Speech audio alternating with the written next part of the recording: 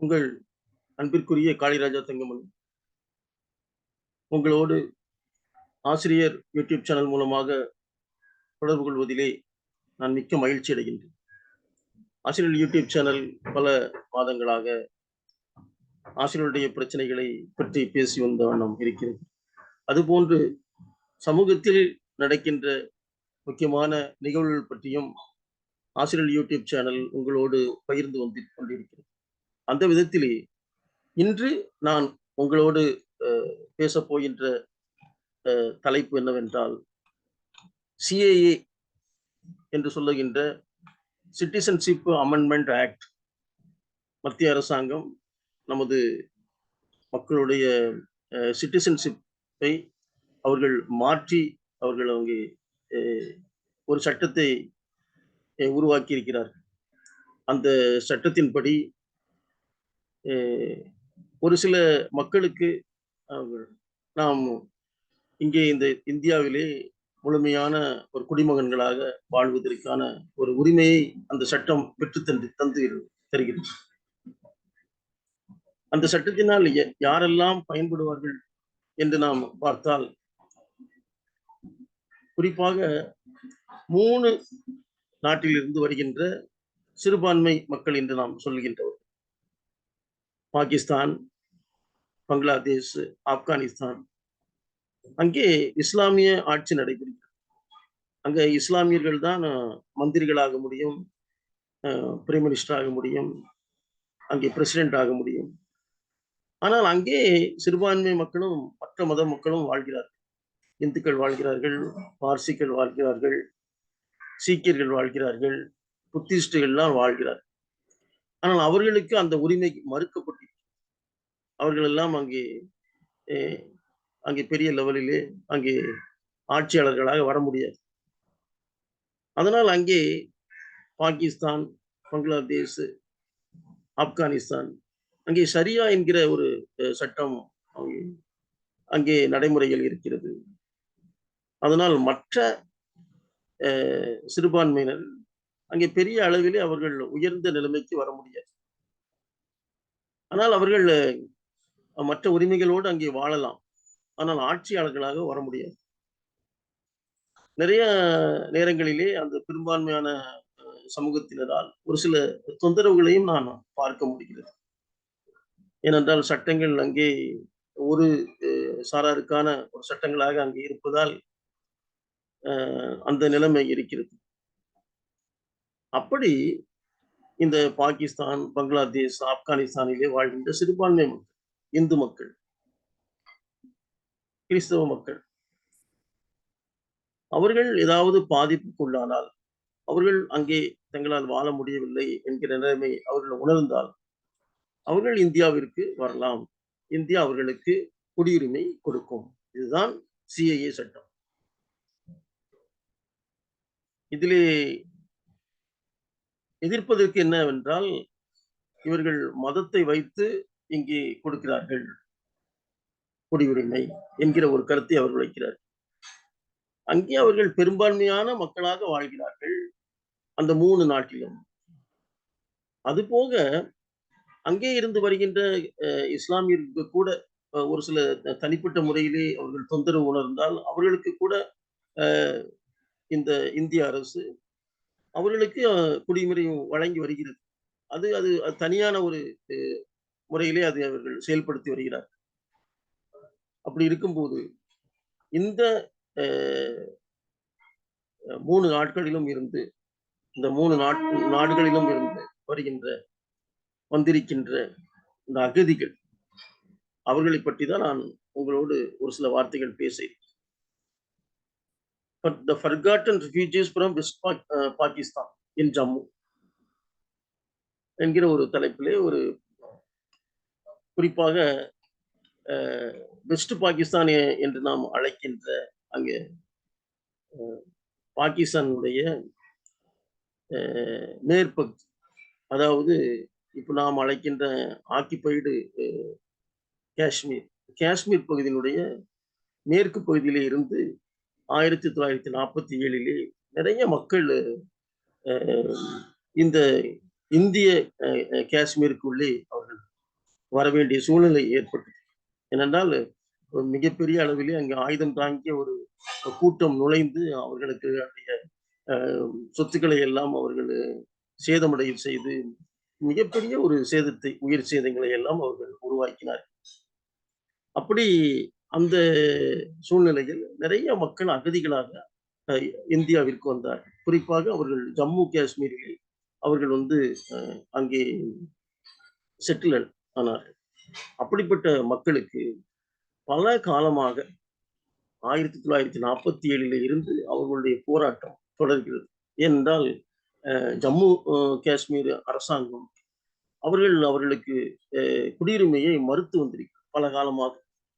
ஏனென்றால் அந்த மாநிலத்தில் அவர்களுக்கு குடியுரிமை கொடுக்கக்கூடிய ஒரு சட்டம் இல்லை. அதனால் அங்கே ஏற்படுத்தப்பட்ட ஆட்சியாளர்களும் ஆட்சிகளும் அதை மாற்ற வேண்டும் என்கிற உணர்வை அவர்கள் பெறவில்லை. அதனால் ஏறத்தாழ இன்றைக்கு பல்லாயிரக்கணக்கான அந்த வெஸ்ட் பாகிஸ்தான் ரெஃப்யூஜிஸ் என்று சொல்லக்கூடிய மேற்கு பாகிஸ்தானில் வந்த அகதிகள் 1947 இருந்து அவர்கள் அங்கே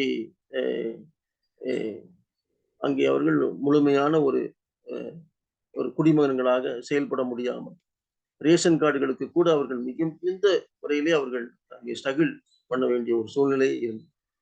இதை மாற்றுவதற்கு காங்கிரஸ் அரசாங்கம் பல காலமாக முயன்றும் அதனால் செயல்படுத்த முடியவில்லை அவர்களால் முழுமையாக.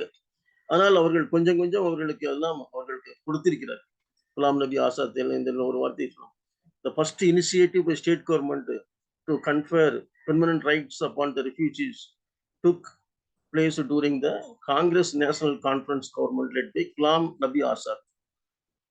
In 2007, the Azad government established a committee to address the issue of the West Pakistan refugees. யோசித்து பாருங்க, 1947 வந்த அகதிகளாக வந்தவர்கள் அவர்களுக்கு ரேஷன் கார்டுகள் கூட அங்க கொடுக்க முடியாத ஒரு சூழ்நிலையில் 2007 அங்கே நம்ம ஆசாத் கவர்மெண்ட் முகமது குலாம் நபி ஆசாத் அவர்கள் அங்கே அவர்கள் தான் அங்கே கொடுப்பதற்கான ஏற்பாடுகளை அவர்கள் செய்தார். ஆனால் அது முழுமையாக அது அவர் ஒரு கமிட்டி போட்டு அவர்களுக்கு அதை அந்த குடியுரிமையை கொடுப்பதற்கு முயற்சி பண்ணுகிறார்கள். ஆனால் அது வெற்றியடையவில்லை, முழுமையாக வெற்றியடையவில்லை. ஆனாலும் கூட granting them permanent residence necessitated an amendment to the state constitution. The committee stated that decision rested with the state government. அப்படின்னு அவர்கள் சொல்லுகிறார். அந்த சட்டத்தை மாற்ற வேண்டும் என்கிற ஒரு முறையிலே அவர்கள் அதை சொல்லுகிறார். ஆனால் அதையெல்லாம் அந்த சட்டத்தை எல்லாம் அவர்களால் மாற்ற முடியவில்லை. ஆனாலும் கூட அவர்களுக்கு ஆசாத் கவர்மெண்ட் கொஞ்சம் உரிமைகளை எல்லாம் அவர்கள் கொடுத்திருக்கிறார்.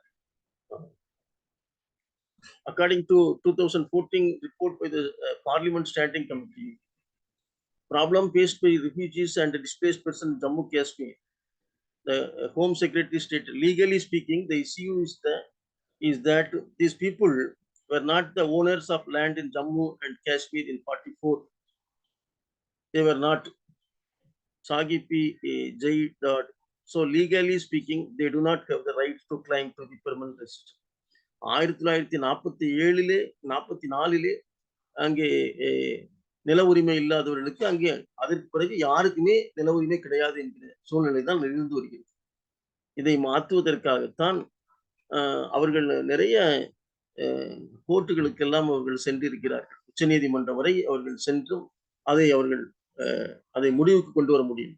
ஏனென்றால் அங்கே சட்டத்தை திருத்த முடியாத ஒரு சூழ்நிலை இருக்கு. இப்படி நமது நாட்டிற்கு அகதிகளாக வந்த வெஸ்ட் பாகிஸ்தான் ரெஃப்யூஜிஸ், அதாவது பாகிஸ்தானுடைய ஆக்கிபைடு காஷ்மீரிலிருந்து வந்த மக்களுக்கு நாம் உரிமைகள் கொடுப்பதற்கு எத்தனை ஆண்டுகள் ஆயிருக்கு. அவர்கள் 3 தலைமுறை 4 தலைமுறை வந்துவிட்டு, ஆனாலும் கூட அவர்கள் உரிமை பெற்ற ஒரு மனிதர்களாக வாழ முடியவில்லை. இதை நீங்கள் மற்ற மாநிலத்தோடு நீங்கள் அதை நீங்கள் ஒப்பிட்டால், குறிப்பாக குஜராத். குஜராத்திலே பாகிஸ்தானிலே இருந்து வந்த அத்வானி அவர்கள் துணை பிரதமராக வந்தார்.